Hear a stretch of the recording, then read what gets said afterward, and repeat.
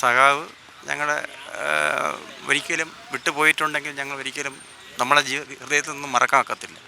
സഖാവ് V S എല്ലാ കാലത്തും ചൂഷണത്തിനും അക്രമത്തിനുമെതിരായി അനീതിക്കെതിരായി ശബ്ദമുയർത്തുന്ന ഒരു സഖാവായിരുന്നു. യഥാർത്ഥ കമ്മ്യൂണിസ്റ്റായിരുന്നു. അദ്ദേഹത്തിൻ്റെ വിയോഗം കേരളത്തിലെ കമ്മ്യൂണിസ്റ്റ് പാർട്ടിക്കും നികത്താനാവാത്ത നഷ്ടം തന്നെയാണ്.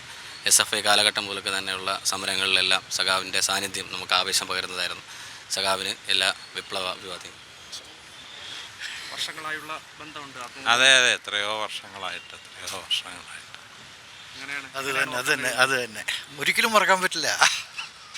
ഇങ്ങനെ മറക്കാനാ? കേരളത്തിൻ്റെ സമരനായകനാണ് സഖാവ് വി എസ്. വളരെ വേദനയോട് തന്നെയാണ് ഈ ഒരു മരണത്തെ കേരളം കാണുന്നത്. എസ് എന്നും മരിക്കാത്തൊരു സഖാവായിട്ട് നിലകൊള്ളും ജനഹൃദയങ്ങളിൽ.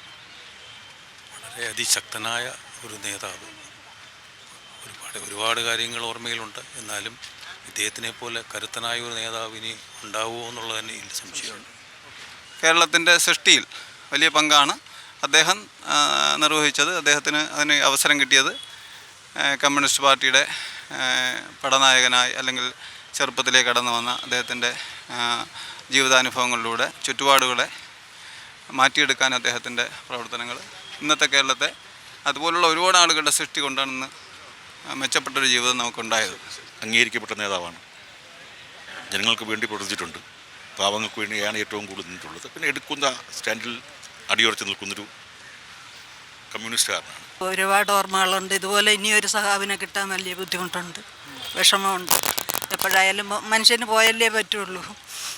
വിഷമമുണ്ട്, വല്ലാത്ത വേദനയും.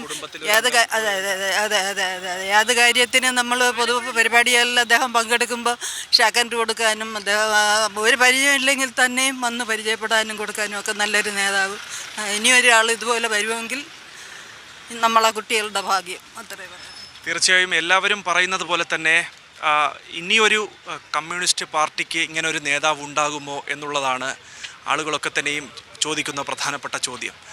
അത് ഒരുപക്ഷെ ഞാൻ നേരത്തെയും പല ലൈവുകളിലും പറഞ്ഞതുപോലെ PS മുൻപും ശേഷവും എന്നായിരിക്കും ഇടതുപക്ഷ രാഷ്ട്രീയത്തിൻ്റെ ചരിത്രം അടയാളപ്പെടുത്താൻ പോകുന്നത്. നമുക്ക് ആ വലിയ ജനസഞ്ചയം തന്നെ ഇവിടെ നിന്ന് കാണാൻ കഴിയും. ഇപ്പോഴും ദർബാർ ഹാളിൽ ആയിരങ്ങൾ പതിനായിരങ്ങൾ അന്തിമോപചാരം അർപ്പിക്കാനായി രണ്ട് ഭാഗത്തും കാത്തു നിൽക്കുന്നു. ആ ഒരു നേർസാക്ഷ്യമാണ് നമുക്കിവിടെ നിന്ന് റിപ്പോർട്ട് ചെയ്യാനും കഴിയുന്നത്. ഇല്ല മരിക്കുന്നില്ല, ജീവിക്കുന്നു ഞങ്ങളിലൂടെ, കണ്ണേ കരളെ VS എന്നുള്ള വലിയ മുദ്രാവാക്യങ്ങൾ, സഖാവിന് ഇഷ്ടപ്പെട്ട മുദ്രാവാക്യങ്ങൾ, സഖാവിനോടൊപ്പം ചേർന്ന് നിന്ന് മുഷ്ടി ചുരുട്ടി വിളിക്കുന്ന മുദ്രാവാക്യങ്ങൾ തന്നെയാണ് ഈ പ്രവർത്തകരുടെ ഭാഗത്ത് നിന്ന് കാണാനും കഴിയുന്നത്. ദർബാർ ഹാളിന് മുന്നിൽ നിന്ന് അഭിജിത് ജയൻ, സി മലയാളം ന്യൂസ്. ഏറ്റവും പുതിയ വാർത്തകളും വിശേഷങ്ങളും വിരൽത്തുമ്പിലറിയാൻ സി മലയാളം ന്യൂസ് എല്ലാ ഡിജിറ്റൽ പ്ലാറ്റ്ഫോമുകളിലും ലഭ്യം.